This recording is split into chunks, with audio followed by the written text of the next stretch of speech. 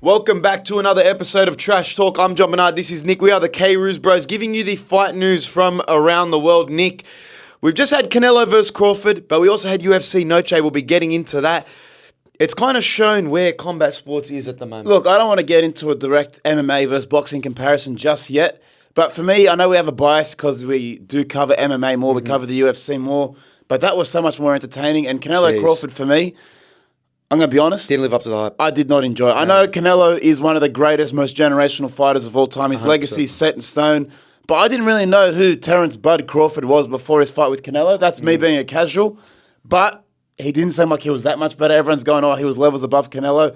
I just saw him run away for 10 rounds. Yeah, fair So enough. for me, it was just like a boring fight. Boxing, boxing people say it was very clinical, and it was. He dismantled him. But listen, we'll get into that in a second. We've got a great show for you today. We'll be going through all the UFC news and updates from this week across social media. Plus, we have Liam Paro interview, a full-length interview with Liam Paro. He'll be fighting Thursday night in Brisbane, so stay tuned for that. Let's get straight into it. There's some news in the middleweight division right now. Fluffy Hernandez is out in his bout against RDR, which was, I think, is a bit shit because this was supposed to be the next number one contender. Well, they positioned it as, look, Imavov versus Caio Borralho is the number one contenders fight, but this also could be because depending on availability, depending on schedules, these guys could then slot into face Khamzat Chimaev. It was also going to be seen as, look, Imavov gets the next shot, but this is the next contenders of if Imavov wins, if Khamzat wins, these guys are the next contenders. And look,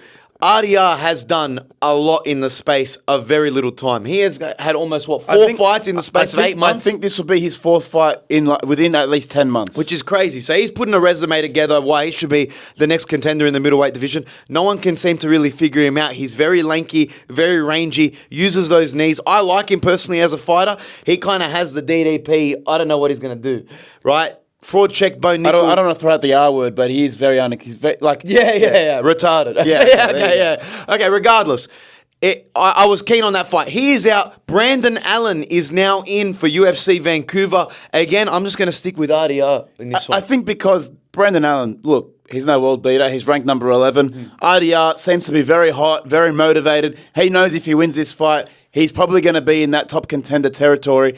But ultimately, even if it was Fluffy Hernandez versus RDR, Imavov has done enough to be the clear-cut number one contender. And I feel like RDR, credit to him for still going ahead with this fight. He doesn't need it. He doesn't need to be versing anyone below him in the rankings. He just knows it's just going to be a good resume builder. But for Fluffy Hernandez, come on, bro.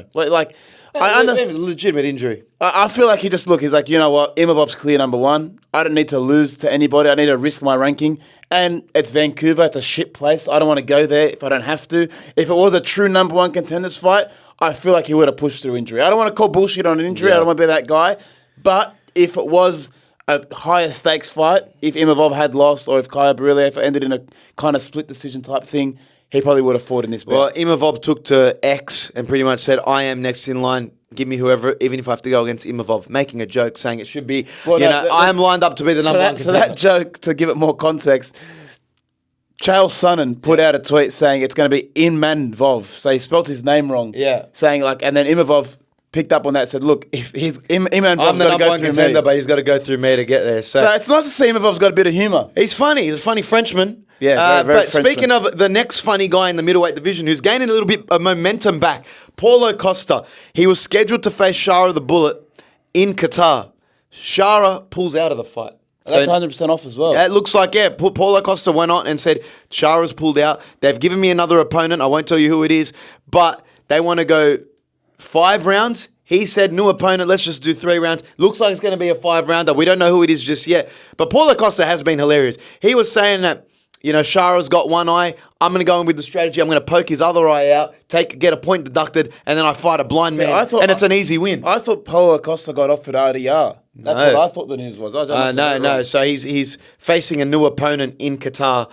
And it's going to be a 5-round fight, which is crazy. But Paulo Costa needs these fights because he really, if he wants any more of a career in the middleweight division, he needs to beat, top contenders. Needs to beat top contenders. Not that Shara is, but he needs to get some wins back on the record if he wants to be in title contention. If he's going to be calling out Khamzat Chimaev. I feel like he's one of the more entertaining fighters in the UFC. There's a reason if you look at his last payday in New Orleans, he got paid so much money, is because he's a draw. People like to see him. People want to watch him fight. So they need him to kind of go on a win streak. So they do need to feed him maybe someone where he can just start filling up the W's. Now, unfortunately, Nick, it's with a heavy heart that I have to give you the news that McGregor is officially pulling out of the Ireland presidency race. Now, this means the comeback is 100% on. Dana White's been on podcast saying I've been in regular contact with Conor. He's 100% set on the White House card. But, I mean, who knows what to believe. He said, after careful reflection, after consulting my family, I'm withdrawing my candidacy from the presidential race. This was not an easy decision, but is the right one at this moment in time, which is not ruling out that he may not run for president of Ireland in the future. Yeah, but this was the time. Not that I'm a big politics guy, but Ireland does seem like it's in a pretty shit place, and they needed someone like their Donald Trump of Ireland, which is Conor McGregor. And from what Dana White said, they said they were doing everything in their power to get Conor McGregor off this presidency. They did not want him running. Oh, really? I saw something last week or maybe 2 weeks ago that the polling was showing he was a 60% favourite to win. No way. So I don't know if there's something nefarious going on to try and get him out of the race, but for him to pull out, it is disappointing. But the silver lining is the comeback is on. McGregor in June. McGregor is coming back. He's been training in Italy, like we've said. He's been training throughout Ireland. So if he's 100% now focused back on MMA, on the UFC, the comeback is on. I can't wait to see it. Look, I think we're going to get a McGregor political run after his UFC career. I think him and Dana have been talking every day. Said, listen, you get on the White House card, just get out of the race. You know what I mean? Let's put all your focus into the UFC, your next 2 fights on your contract, then go and do whatever you want. Go do bare knuckle, go run for presidency here. You know, but right now, the UFC still have him under contract. They want to see him fight, and the White House is where it's going to happen. And look, Dana White, he's brutally honest. Yeah. He said, John Jones, look, I'm not in contact with him. I don't want him on the card. He's unreliable. Said he apologised. When he talks about Conor McGregor, though, as a potential fight on that card, he says, no, it's happening. Like, I'm in contact with him. It's very likely to happen. So someone that's that honest and that upfront about his plans, about what he's thinking, if he's saying that, Conor McGregor is very much likely to be on that card. And he was going through, I think it was with Logan Paul. He's like, we're going to have lights coming over here. The backdrop's going to be the White House. He's been talking in detail about this White House card, and Conor McGregor's name keeps getting brought up on this card. So I hope it's Michael Chandler for Michael Chandler's sake. But if it's anybody, if Conor McGregor's coming back, it's probably going to be one of the biggest fights ever. Yeah, if it's Chandler, honestly, that's a Conor win. The way that Chandler's going now, yeah, I'm sorry, he's done. It's a wrap for Michael Chandler. Is McGregor in the testing pool? Right now, he is, yeah. How did he recover so well from that snapped leg? That's all I want to know. PPC, maybe, I don't know. Some peptides. Stephen Rank. If he was out of the testing pool, now he's back in, it's all legal. That's all Okay, that matters. let's move on to this topic, right? The Fighting Nerds started the year off undefeated.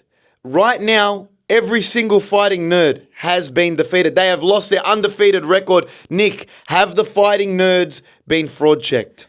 Yes, they have, because going into this year, like you said, the main 4 guys, Caio Borralho, Mauricio Hufi, Carlos Prates, and Gene Silva, were all undefeated. Yeah. Now, if you look at their last 4 fights, Gene Silva, TKO loss. Mauricio Hufi got submitted by Benoit Saint-Denis. Caio Borralho, unanimous decision loss. Yes, Carlos Prates won his last fight, but he also did lose to Ian Gary. Yeah. So any time that they've had an important fight where they've had to prove themselves, they've lost. So that's why you can say, yes, they have been fraud checked. Now, is everyone not allowed to lose in the UFC? No, you are allowed to lose. That's the best part of the UFC. You can redeem yourself. Carlos Prates has gained all his momentum back after that loss to Ian Gary with highlight reel knockouts. Now he's got a big test up against Leon Edwards.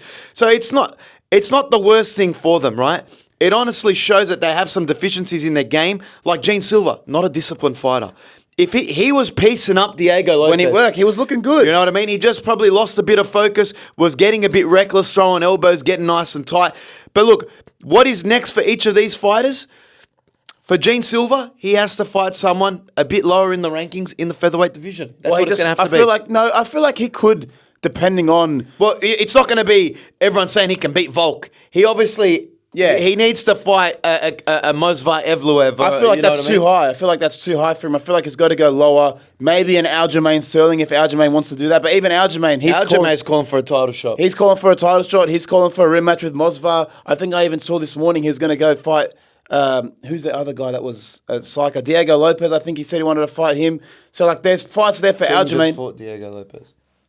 No, Oh, for yeah, Aljamain. sorry, For yeah. Aljamain. But Gene Silva, he's got to go someone lower in the rankings. Not as low and small as Bryce Mitchell, even though he's out of the division now. But he needs someone that's in the middle of the ground. Like he said, get back a win and try and get back some momentum. But it's just hard to say because he was dubbed as the next big thing as a featherweight. They said he was going to beat Volk. Volkanovski had his 2 cents, kind of took a jab at Gene Silva. Said, look, everyone was saying this guy's the next guy. He's shown I can beat the evolved fighters and the new generation of fighters. So And look, and you he's look at proven it. And you look at the rest of the fighting notes. Baralio came off a short notice weight drop against as the backup fighter, then lost to Imavov in unanimous decision. But it was a decision, not like he got bashed. But he just did look a bit out of his depth. Yeah. So these guys can turn it around very quickly. But yes, they have been fraud checked. I want to say, so who would you put Kaio up against next? Again, like Rob Whittaker. I feel like Rob Whittaker, he wanted that fight before he Yeah. first Imavov. Both of them are coming off a loss. Rob like Whittaker, that. he's someone that kind of has been ducking Barilio. So if Barilio could get a win against someone that is a top contender in that division or someone that is a big name, him or Sean Strickland. That makes sense. And look, Carlos Prates has Leon Edwards.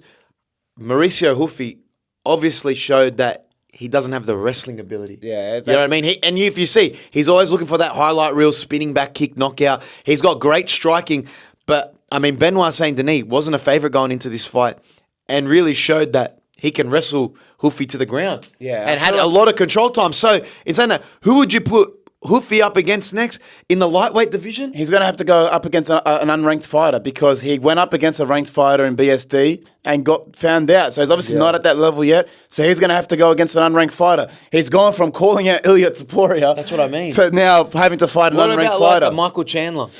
Again, I just feel like Too high in the rankings? not that he's too high in the rankings, but there's people that have a ranking that would want Michael Chandler to move their way up. I feel like I think Michael Chandler's ranked 10th or 9th. So like to go that high up, you're overlapping or you're going over fighters that probably deserve it more. And people celebrating the fighting nerds losing like this, like Gene Silva crying backstage. Listen, MMA is better with the fighting nerds flying high and winning fights. They've been an entertaining stable. There's a reason why they were getting big fights is because they've had good marketing. So I want to see them getting back, doing well, and Carlos Prates is going to be leading that front. Look, it's been a terrible 7 days for them, but they can always win and just go. It's momentum's funny, they're in the gutters right now, but as soon as they rack up a couple wins, everyone will be back on the bandwagon. Yeah. And look, Barilio and Gene Silva, they were just there. They were like right there for a title shot, and they're not completely out of it yet. They win 2 fights, they're straight back in the title picture. So the stable's not finished. Yes, they may have been fraud checked, but I'm still a fan, and I still think they can go far in this. Now, let's move over to the big talking point of the week. UFC versus boxing. We had UFC Noche, and then the day after we had Canelo versus Crawford. Canelo versus Crawford was seen as the biggest boxing fight of this century. It was supposed to be absolutely huge. They've been promoting it across 3 countries for the last 6 months. Dana White was promoting it with Turkey. And they kind of put UFC Noche, In the rearview mirror. It wasn't as big as it was last year in the Sphere. They had a great fight in Lopez versus Gene Silva. And even so, I watched both of them, both main events. Gene Silva versus Lopez was far more entertaining than Canelo versus Crawford. That's a big thing to come out of this. What is the better product to watch, UFC or boxing? And now Gene Silva versus Diego Lopez, that's not a championship fight, wasn't a number 1 contenders fight. This is just a fight night main event. These guys, they were just scrapping. They were just going out there and just absolutely brawling. Whether it was on the ground and Diego Lopez was getting, full mount and just hitting him with elbows, or if they were just standing up and training, it was just entertaining from the get-go. And that's my point. There was so much more entertaining. There was so much more striking. And yes, I understand that boxing is a classy, more skillful type of sport, and Canelo versus Crawford was the epitome of that. But for me, a casual fan, what did I prefer to watch? Gene Silva versus Diego Lopez. There was so much more action. Yeah. There was so much more that, you're on the edge of your seat. You're like, oh, geez, look at that shot. Look at this shot. Highlight reel knockout. These guys going for a finish, right? I'm just saying, if you poll anyone, then you put them up, you make them watch that UFC fight night, and you make them watch Canelo Crawford, they're going to say the UFC was more entertaining. And I think with combat sports and with how boxing has trended, with these big fights that have hype and clinical boxers, you may get those fights where it's running away and these fighters feeling each other out for 6 to 8 rounds, and it becomes a boring watch. And that's what it was. I'm not a boxing connoisseur, but I would say for the hype level that Canelo Crawford had, it was just too slow. They barely connected with each other. It wasn't like, You saw the stats. And that's the across the first few rounds, there was like the first 6 rounds, there was like 6 significant strikes in the boxing. That's the thing. It's like, I understand that it's a different sport, but...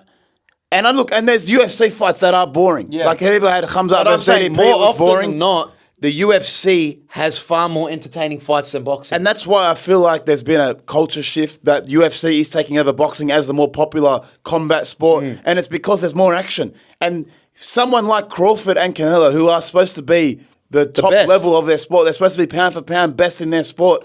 You just expected more action. I expected more action. The fact that he was running from him, there was like 24 strikes in the first 3 rounds. Yeah. You watched the first round of that Gene Silva-Diego Lopez fight.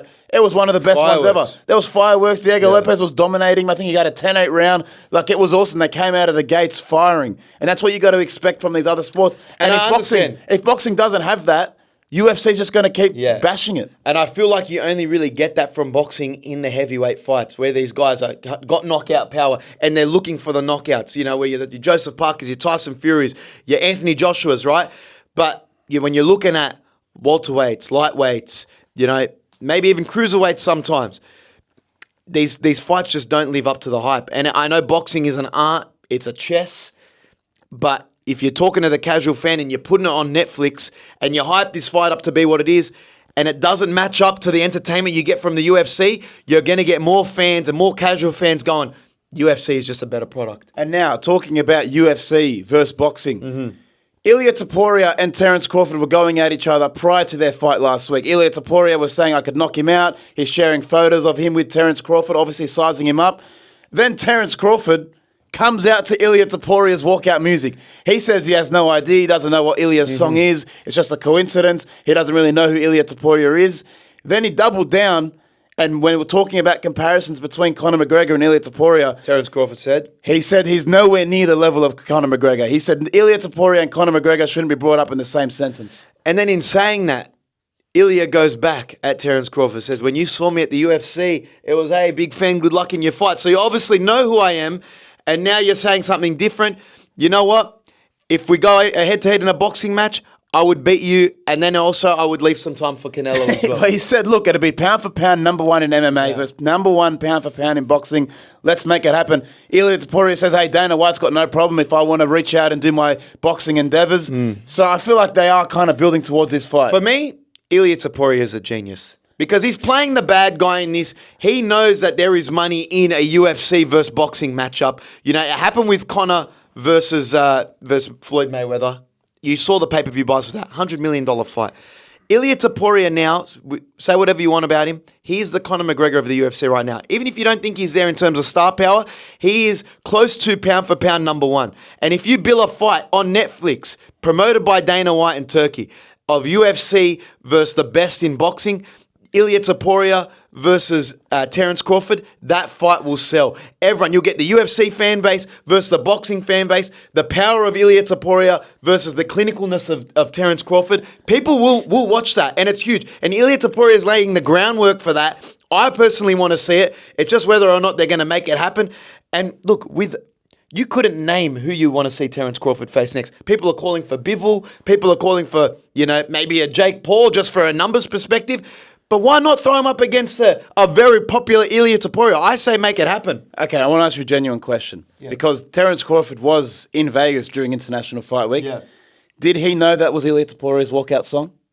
He's saying no. He is a childhood friend with the singer that sang him out. He's saying no. He hasn't used that song before for his walkout, Terence Crawford. And I can't say that he's a Latino. Yeah, so did he take a subtle shot at Ilia Topuria? I don't think so. But, it's worked out that way. Ilia saying, you're walking out to my music, let's go. I'm excited. I want to see it happen. I don't think it happens anytime soon. I think within the next year, because Crawford now has this spotlight on him as the best boxer in the world right now. He beat Canelo. Well, when you got Alexander Usyk saying Crawford is the best fighter, he just beat Canelo. He wasn't a favorite in that fight. He's taken the spotlight. Now it's who does he fight next? And I don't know if there's many big money fights for him to have that people want to tune in. And Ilia Topuria is that guy who can make it happen for the MMA side. Well, they asked him post-fight, are you going to retire? He's like, look, I'm going to have to speak to my team and decide what the next move is. So there obviously isn't many fighters that he's obviously itching to face in his division or in boxing. And if you can make 100 mil from facing a UFC fighter, because let's be honest, I love Ilia Topuria, but it's going to be the same thing that happened against Mayweather-McGregor. The boxer in his arena will dominate and probably look too good.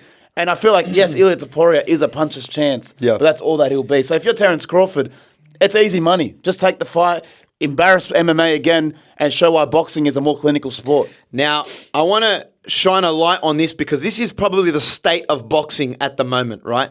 The Netflix numbers came out for the fight of the century, Canelo versus Crawford. 41 million viewers on Netflix tuned in worldwide, which is absolutely huge. But for Jake Paul versus Mike Tyson, again on Netflix, that had 106 million viewers worldwide. We're talking about Jake Paul, an influencer, a YouTuber, facing a 60-year-old Mike Tyson, did 106 million views, and the best boxers in the current generation right now did 41 million views. If that doesn't exemplify where boxing is at right now, I don't know what does. Because these influencers, these Jake Paul types, are the money fight. They're getting more viewers. So when people are talking shit about Jake Paul, he's getting more viewers than the best boxers right now. He's getting more viewers than a Canelo. Let's put some respect on Mike Tyson's name. Mike Tyson is one of the biggest draws and one of the greatest heavyweights of all time. 100%. He's a 60-year-old Mike Tyson. But he was 60 years old, and it was his first fight, and it was kind of like an exhibition. He had all these health scares and all that. Yeah. But still, I feel like the main driving factor of that 106 million was Jake Paul. He's the most entertaining and most influential person in boxing right now. And let's just look at the maths. 106 million versus 46 million. That's more than double. Jake Paul versus Mike Tyson is double what Canelo versus Crawford was. So if you're looking at what people want to watch, it's influential. It's also the marketing about it, right? Jake Paul knows how to market his fights. He knows how to make some noise around his fights. Mike Tyson was a perfect dance partner for it. But they threw the kitchen sink at Canelo Crawford. They had WWE promoting it. They had the whole UFC machine, Dana White, behind it. And it did 41 million views comparison to Jake Paul, which is crazy. So is that the trend? That boxing and even UFC fighters have to be and make as much noise as a Jake Paul. Learn from Jake Paul because it's social first to sell fights more than it is I have to be the best. Look, I feel like that's not going to be every Jake Paul fight. That was lightning in a bottle because it was Jake Paul versus Mike Tyson. Course. If it was a Jake Paul versus an Anthony Joshua, I think it would just contend with the 40 million it was Canelo Crawford. Jake Paul versus a top-level boxer is going to do numbers. And it's crazy to me that, yes, it was a novelty, Jake Paul versus Mike Tyson, but it beat the fight of the century in terms of viewership, which is crazy. That's where I feel like boxing does need to either look at its promotion. I feel like they got Dana White and the UFC to try and ramp it up even more, try different. But you got people like Eddie Hearn taking his jabs, taking his shots, that the way the UFC and Dana White do it isn't the way boxing does it, and it's not going to work. I feel like 41 million is still a very good success. Very successful. Very successful. But when you compare it to Jake Paul, maybe his promotion and the way he goes about things might be better, and maybe they could take some learnings from it. Maybe Turkey El Sheikh should combine with Jake Paul to find the best way to do things. Hey, maybe we got to start respecting Jake Paul a bit more because I respect him. He's making a lot of money, 106 million views. But hey, that's all we have time for on the UFC and boxing news right now. Stay tuned for our interview with Liam Paro, who fights this Thursday in Brisbane. I'm here with Liam Paro at Pat Rafter Arena here in Brisbane, where he'll be fighting next week at welterweight, new division. What's the aspirations? You going for a title? 100%. You know, it's the goal now is to be two-division champion. We caught success at 140 pounds. Now it's time to go up, and the body's feeling unbelievable at 147. Now, how has preparation been for Papo, your opponent? He's an undefeated guy in this division. You're going straight into deep waters. Now, what's the preparation be like, and what are you most concerned about with your opponent?